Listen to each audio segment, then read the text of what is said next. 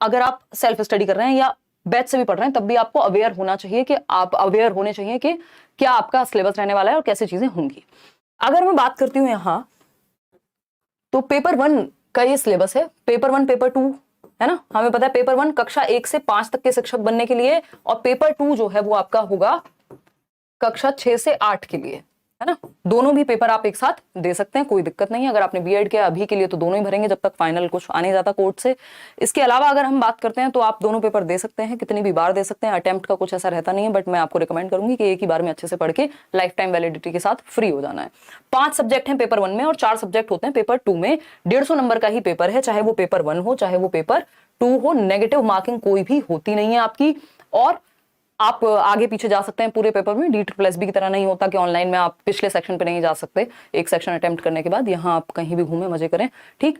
तो ये एक बात हुई। इसके अलावा 150 क्वेश्चन 150 मिनट मिलते हैं आपको, यानी 2.5 घंटे का पेपर है। सफिशिएंट टाइम है आपके पास, जिसमें आपको गोले भी नहीं भरने। पहले तो OMR शीट में गोले भरने होते थे तो टाइम वेस्ट होता था। तो बस आपको एक चीज कर लेनी है कि ऑनलाइन पढ़ने की आदत जरूर डाल लेनी है। अगर वो आपको ऑनलाइन पढ़ने की आदत नहीं है तो पेपर में आपका स्क्रीन को देख करके थोड़ा इरिटेशन आपके दिमाग में हो सकती है। तो ये 150 नंबर में 5 सब्जेक्ट हैं, 30 मार्क्स के, है ना। 30 नंबर का एक सब्जेक्ट है, टोटल 150 नंबर हो गए। अगर हम देखें 1 नंबर का एक question, CDP child development and pedagogy, जिसको हम कहते हैं बाल विकास एवं शिक्षण शास्त्र, वही सिलेबस है एज इट इज, बस थोड़ा सा पैटर्न हल्का सा चेंज किया, पूछने का तरीका हल्का सा चेंज किया है, ठीक। तो 30 नंबर का ये अगेन आएगा आपके सामने। पूरे 30 के 30 पता नहीं कितने लर्नर्स हैं, मेरे खुद के पता नहीं कितनी बार 30 में से 30 आए।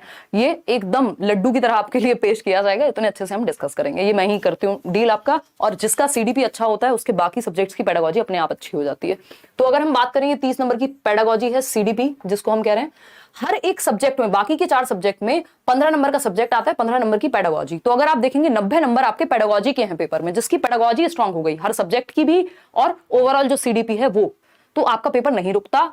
बहुत ही ये आसान सी बात है समझने के लिए। तो लैंग्वेज 1 है, आप हिंदी भी ले सकते हैं, इंग्लिश भी ले सकते हैं। 20 भाषाओं में से कोई भी एक लैंग्वेज आप लैंग्वेज 1 लेंगे, और दूसरी लैंग्वेज 1 के अलावा, क्योंकि ऐसा नहीं हो सकता ना कि आप लैंग्वेज 1 भी हिंदी ले लें, लैंग्वेज 2 भी हिंदी ले लें, ऐसा पॉसिबल नहीं है।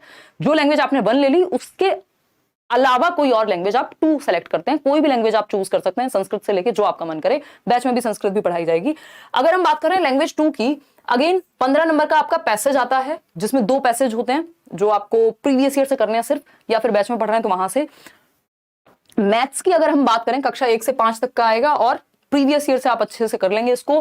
15 नंबर का आपका मैथ्स और 15 नंबर की मैथ्स की पेडागोजी। ये नोट्स भी फ्री मैंने दिए हुए हैं, डिस्क्रिप्शन बॉक्स से डाउनलोड कर लेना। 5 के 5 सब्जेक्ट के मैराथन देख लेना प्रीवियस ईयर, जिनको बैच नहीं पढ़ना है ना।